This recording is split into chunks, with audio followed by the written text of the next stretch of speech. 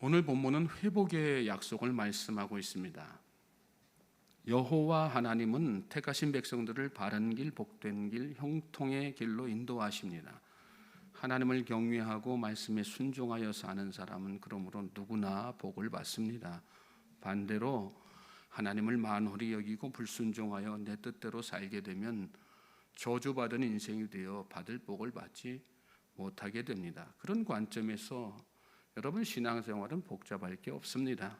지극히 단순한 것이, 생각해 보면 지극히 단순한 것이 신앙생활입니다.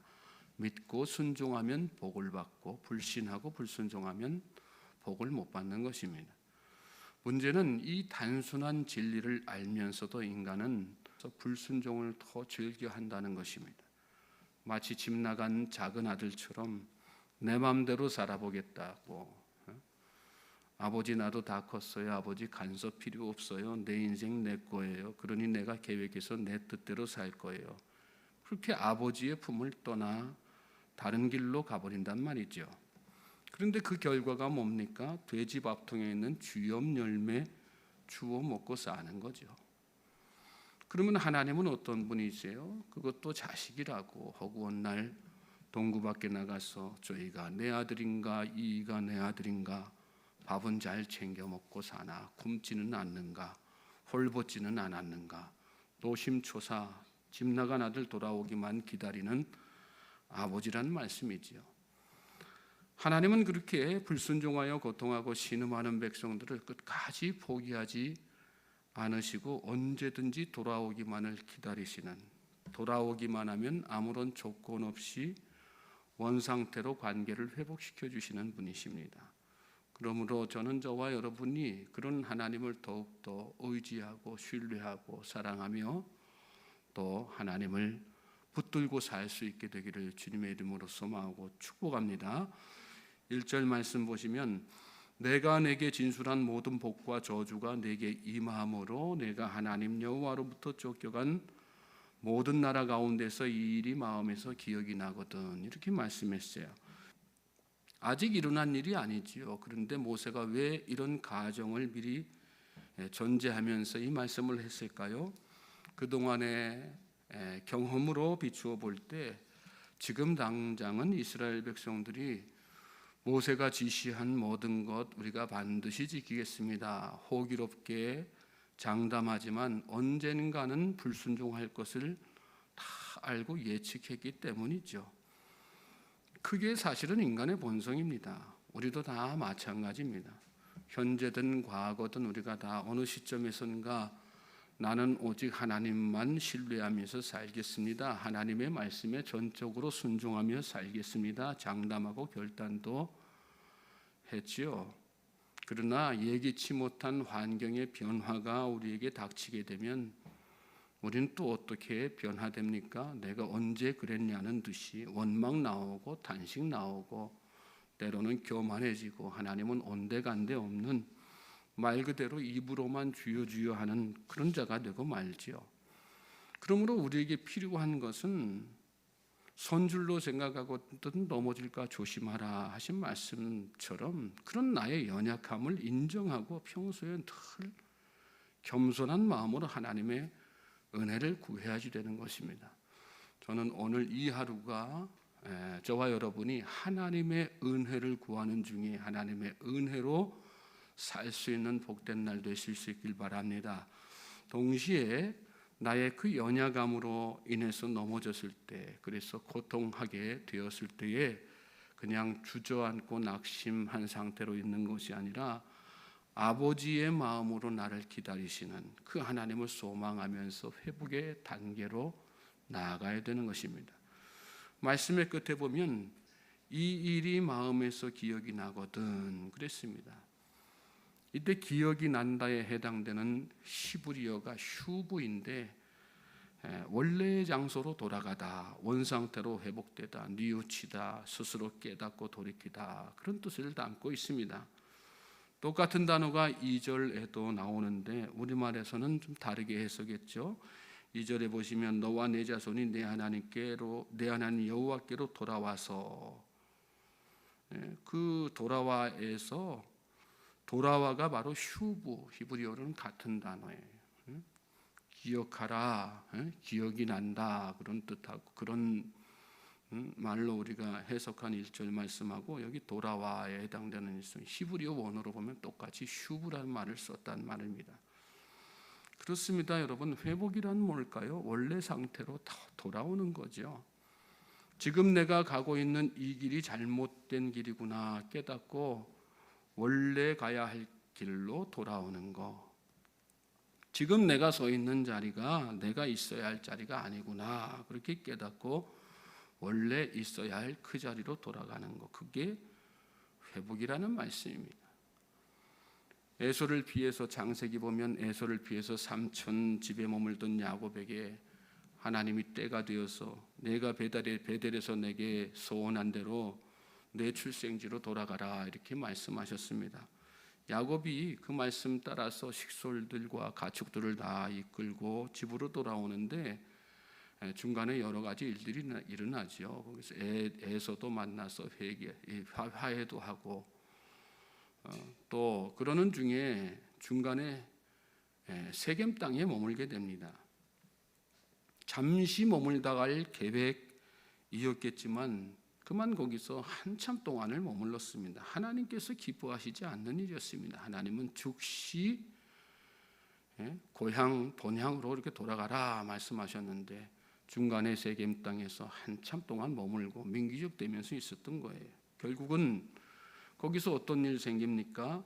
막내딸이 하몰에게 겁간을 당하고 그 일로 아들들이 피해 복수를 하고 참담한 그런 상황이 됐습니다.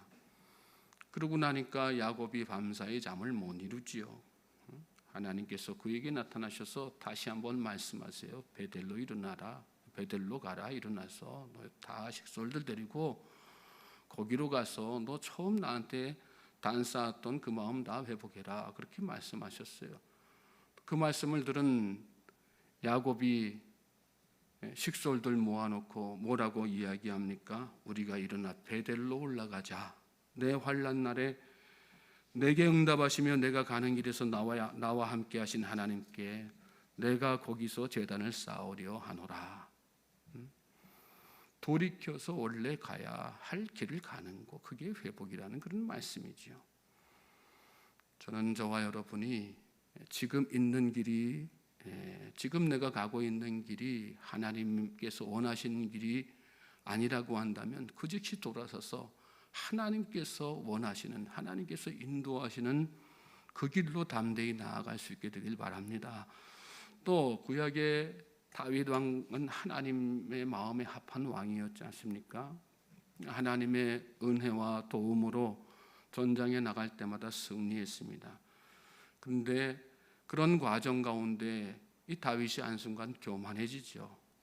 변방의 적군과의 전투가 한창 치열한데 부하들만 보내놓고 자신은 폼 잡고 왕궁 높은 곳 거닐다가 어떤 일이 발생합니까? 우리아의 아내를 발견하게 되죠.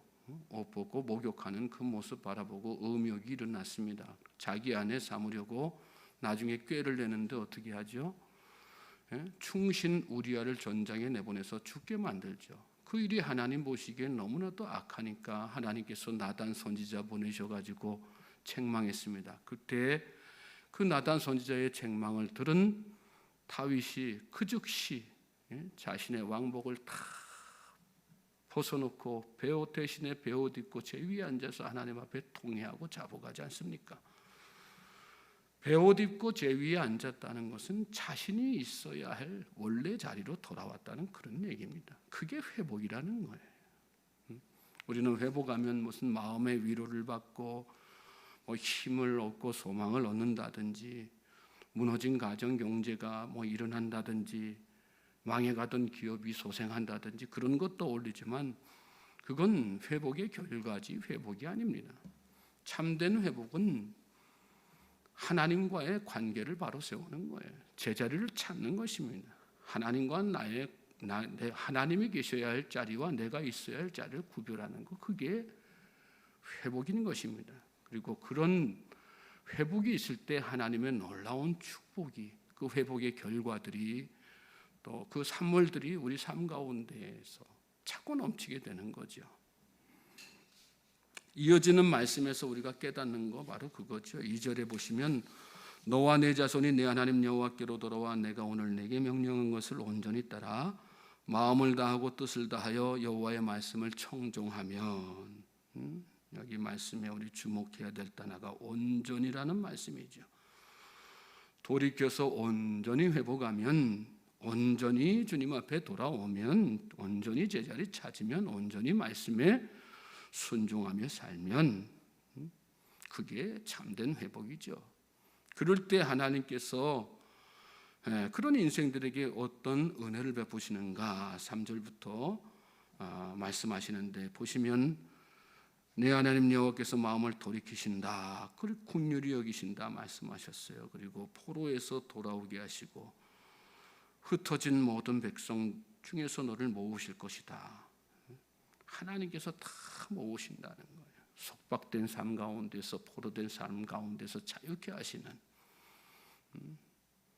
오늘 하루가 그런 놀라운 은총이 우리 가운데 차고 넘치게 되길 바랍니다. 여러분 살면서 무엇에 속박되어 살고 있습니까? 무엇에 포로가 되어 살고 있습니까? 하나님과의 관계를 회복하는 일에 전념하시기 바랍니다. 하나님과의 관계가 회복되면 그 모든 속박에서 우리가 벗어나서 자유케 될 줄로 믿습니다. 또 이어지는 말씀 보시면 내 쫓겨간 자들이 하늘가에 있을지라도 내 하나님 여호와께서 거기서 너를 모으실 것이며 거기서부터 너를 이끄실 것이라. 내 하나님 여호와께서 너를 내 조상들이 차지한 땅으로 돌아오게 하사 내게 다시 그것을 차지하게 하실 것이며 여호와께서 또 내게 선을 행하사 너를 내 조상들보다 더 번성하게 하실 것이다. 우리 인생이 잘 되는 길은 딱 한 가지, 하나님과의 관계를 회복하면 되는 거예요.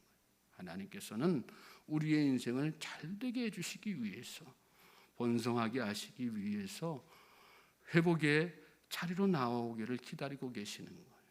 또 그것을 위해서 아들이신 독생자 예수 그리스도 이 땅에 보내신 거 아니겠어요? 왜 예수님을 이 땅에 보내셨어요? 다른 이유가 없습니다. 깨어진 하나님과의 관계를 원상태로 회복시키시기 위해서. 그래서 우리가 예수님을 믿으면 하나님과의 관계가 온전하게 회복이 되고 그로 말미암아서 하나님께서 예비하신 형통의 복들이 우리 삶 가운데 차고 넘치는 것입니다. 깨어졌던 거, 잃어버렸던 거, 또 상실했던 거 다 회복되는 그런 역사가 일어나는 거죠. 믿습니까? 자, 또 뒤에 이어지는 말씀 보면 내 하나님 여호와께서 내 마음과 내 자손의 마음에 할례를 베푸사 너로 마음을 다하며 뜻을 다하여 내 하나님 여호와를 사랑하게 하사 너로 생명을 얻게 하실 것이며 말씀하셨어요. 우리가 하나님의 말씀대로 사는 것도 하나님과의 관계가 회복되면 저절로 다 되는 거예요. 우리 의지대로 하나님의 말씀대로 살겠다 한다고 해서 그 말씀이 그대로 그 의지가 그대로 지켜집니까? 그 결단이 하나님과의 관계가 회복되지 않고는 아무리 우리가 하나님의 말씀에 순종하고 하나님의 말씀 청종하면서 순종하는 길을 따르려고 해도 따라지지 않는 거예요.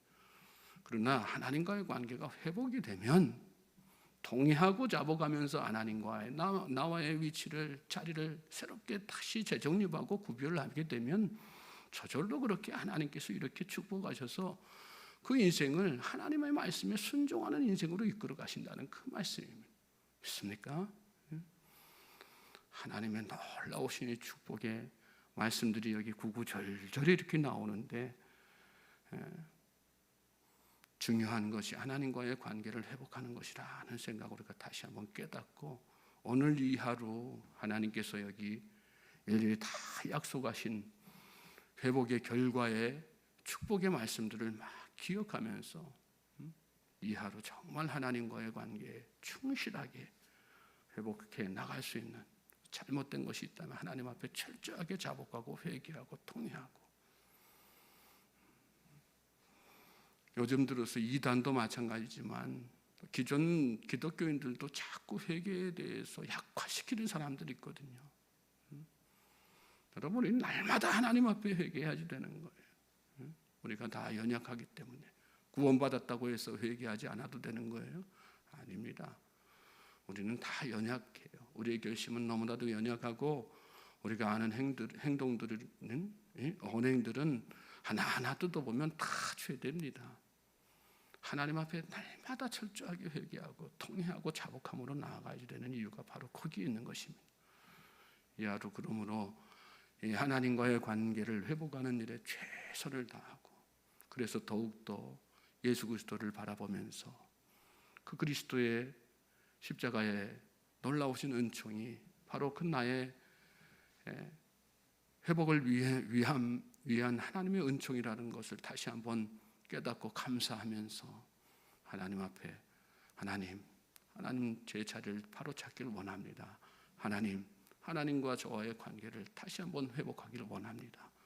기도하며 나아가는 복된 날 되시기를 주님의 이름으로 다시 한번 소망하고 축복합니다. 하나님께서 여러분의 인생을 축복하실 것입니다.